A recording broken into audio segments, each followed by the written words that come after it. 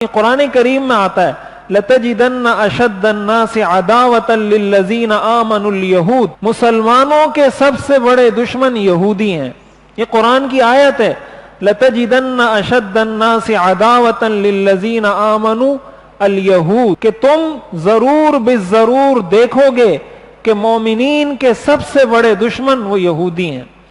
آج بھی جتنی سازشیں مسلمانوں کے خلاف ہوتی ہیں اس کی ساری جو پیچھے سے جو ڈوری ہل رہی ہوتی ہے وہ اسرائیل سے ہل رہی ہوتی ہے. اور اسی شام کی فلسطین کی سرزمین پر قبضہ کر کے ایک ناجائز اور غاصبانہ ملک اپنے لیے انہوں نے بنایا ہوا ہے، اور پاکستان نے دنیا کے بہت سارے ممالک نے اس کو تسلیم نہیں کیا. تسلیم اسی لیے نہیں کیا کہ وہ ان کی جگہ نہیں ہے. ہمارے پاسپورٹ پہ لکھا ہوتا ہے نا کہ یہ پاسپورٹ سوائے اسرائیل کے دنیا کے تمام ملکوں کے لیے کارآمد ہے. یہ ہمارے پاسپورٹ پہ لکھا ہوا ہے باقاعدہ. اس کی وجہ یہ ہے کہ پاکستان نے بھی آج تک اسرائیل کو ملک تسلیم نہیں کیا، اس لیے کہ وہ ملک نہیں ہے. وہ فلسطین کی سرزمین پر قبضہ کر کے بیٹھے ہوئے ہیں. ملک فلسطین ہے، اسرائیل ملک نہیں ہے، اس لیے ہمارے پاسپورٹ پہ بھی یہ چیز درج ہے.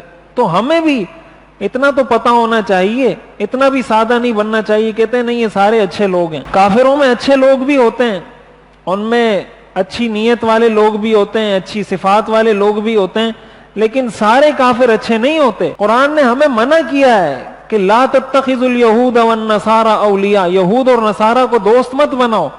یہود اور نصارہ سے معاملہ تو کر سکتے ہو، کوئی چیز لینی ہے، کوئی چیز بیچنی ہے، اتنے معاملات تو کر سکتے ہو.